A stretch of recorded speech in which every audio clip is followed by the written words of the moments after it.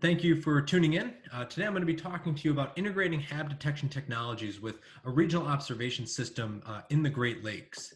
So whenever I talk about cyanobacterial harmful algal blooms, I always start by saying that cyanoHABs, as we call them for short, occur in all 5 of the North American Great Lakes. So while we hear a lot about Western Lake Erie, because it really is the poster child for harmful algal blooms in the North American Great Lakes, it's important to know that this is a region-wide issue, and quite frankly, it's a global issue.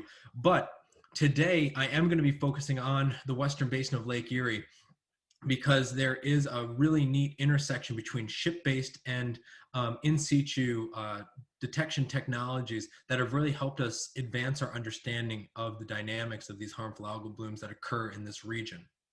So in western Lake Erie, blooms primarily dominated by microcystis have been occurring since the mid-1990s, and recent scientific manuscripts have shown that, with climate change, these blooms are expected to become more intense, last longer, and potentially become more toxic. So while we work on remediating the nutrients coming in from the watershed that are fueling these blooms, being able to understand, track, and predict not just bloom biomass, but bloom toxin concentration is really important. So that's where integrating ship-based sampling and these in situ technologies becomes very, very important. So when we think about an integrated approach to studying HABs, if we start in the upper left-hand corner, we can use genetic techniques, combine them with in situ monitoring, as well as satellite images. And satellite images are a really powerful tool, and they've been the basis for the operational Lake Erie HAB Bulletin and the experimental Lake Erie three-dimensional HAB tracker. But I'm not going to talk too extensively about them today. What I really wanted to talk about is some of the emerging in situ technologies that can help us really understand the dynamics of these blooms, and then hopefully get incorporated into models which will help us predict and forecast not just when they occur, but potentially how much toxin will be there, because that's what is really, really important when it comes to protecting public health. So when we think about the western basin of Lake Erie, it's important to point out that there are a lot of groups from federal, state, and academia that are sampling this system, right? But they sample at different time scales, and they sample in different ways, which can sometimes make amalgamating those data into a centralized database very difficult. Also, even at the most frequent, they're going out once a week, right? And there's a lot that happens in those 7 days that is really important to understanding the dynamics of those blooms. So that really gets kind of highlighted when you look at a picture like this and you say, how do you sample something that looks like this if you're just going out and taking a spot sample with a boat? And again, depending on how you sample, that will determine the results that you get. So the way that we get around that is by integrating some of these in situ technologies, like ones that are more established, such as the water quality sondes, and ones that are more emerging, like the environmental sample processor down at the bottom, or the phosphorus and nitrate sensors that are up at the top. And these different types of technologies are really important in helping us understand fine scale dynamics. And those fine scale dynamics are really important when it comes to modeling, because we know that a system the size of Lake Erie is really dynamic. Now, the 2 figures that just showed up on your screen are ones from those in situ phosphorus and nitrate sensors. So phosphorus is in top on the blue dots, and the nitrate sensors are the gray X's, and the black pluses on each one of those are where we actually went out into a boat and collected samples, and the black lines are where we swapped instruments. And first of all, these instruments really do track very closely with the ship-based validation samples. So we know that they are accurately quantifying the amount of phosphorus and nitrate that are out in the system, but also they show how incredibly dynamic that system is and how much of those dynamics we're missing by just sampling on a weekly basis. However, I don't want to sell how important ship-based sampling is, and we cannot solely rely on in situ monitoring technologies, because if you look in the upper left-hand portion of your screen, this red circle that's going to pop up demonstrates you can just have a bad deployment, and therefore ship-based monitoring is still very important to at least have those validation data. So when you do have that inevitable bad deployment, you have some data and that you're not losing data throughout that entire time span. So it's very, very important to link these two types of sampling together, the ship-based and the in situ.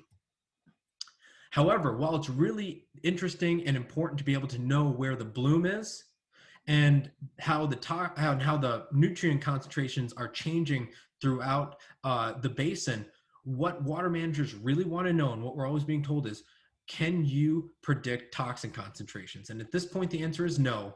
But what we can say is toxin concentrations vary significantly across the basin. So what you're seeing here in these circles are different toxin concentrations that we overlaid on top of a heat map from a sampling event that we conducted over a course of 3 hours. We collected over 100 different samples, and you can see from the heat map below, with the warmer colors being more biomass and the cooler colors being less biomass, the little circles show you how much toxin was at each one of those stations. And what I wanted to point out here is that, again, the bloom is very dynamic, toxin concentrations are very dynamic, and toxin concentrations do not always align with bloom biomass. And that's really important. When we go out and we're sampling on that weekly basis, we can miss a lot of the dynamics that are very important in understanding and predicting bloom toxin concentration. So again, how do we get around that? Well, we use in situ technologies. This is the environmental sample processor. It's operated by Noah Glurl.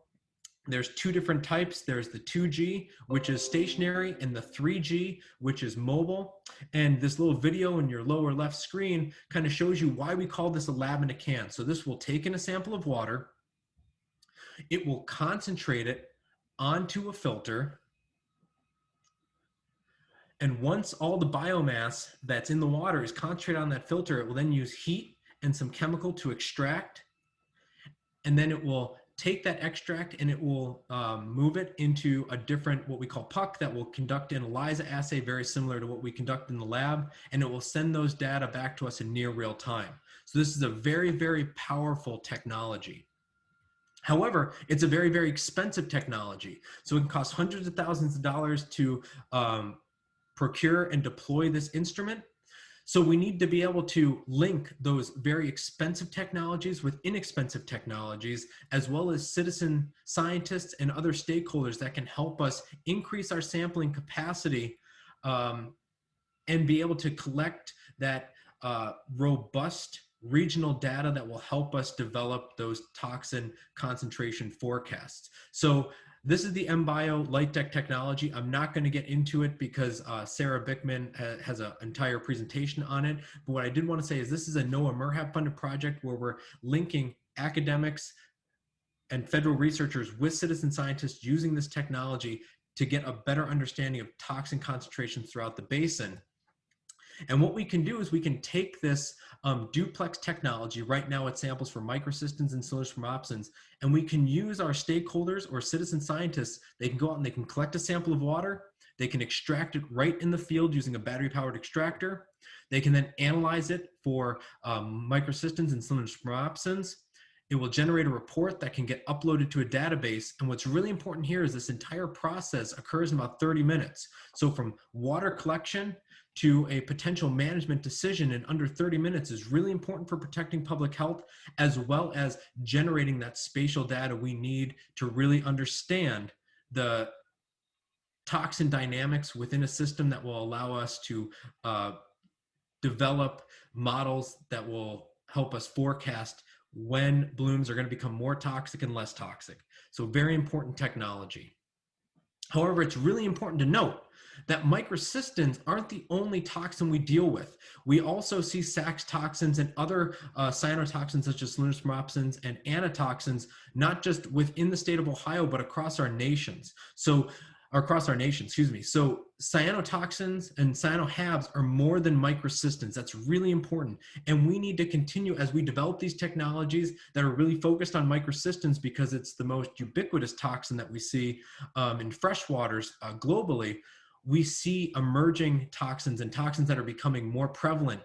And we need to expand these technologies in order to incorporate those toxins into these technologies. So the ones that I kind of briefly outlined today are not the only technologies available. There are other emerging technologies that are being used and have been used or can be used in the future, such as hyperspectral imaging, these in situ instruments that essentially act as flow cytometers and can take pictures of cells. So, and they incorporate, artificial intelligence and machine learning so that they can start to classify bloom dynamics within a system, as well as other technologies that are more lab-based, such as the flow cam, which is very similar, but instead of doing it in the lake, you take a sample back to the laboratory and conduct those the imaging there.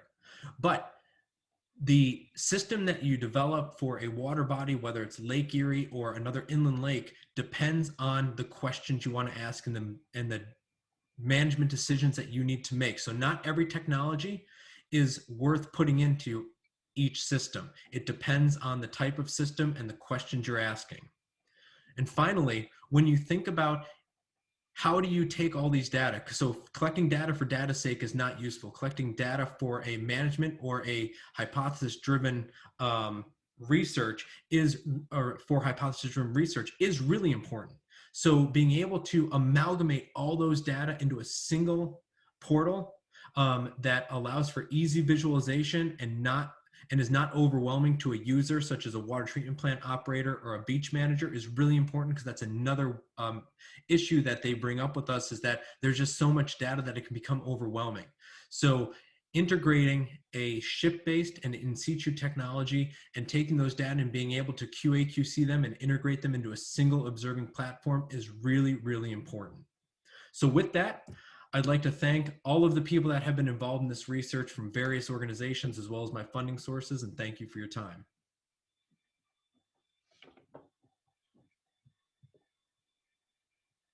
Yes, sorry, I couldn't click my mute.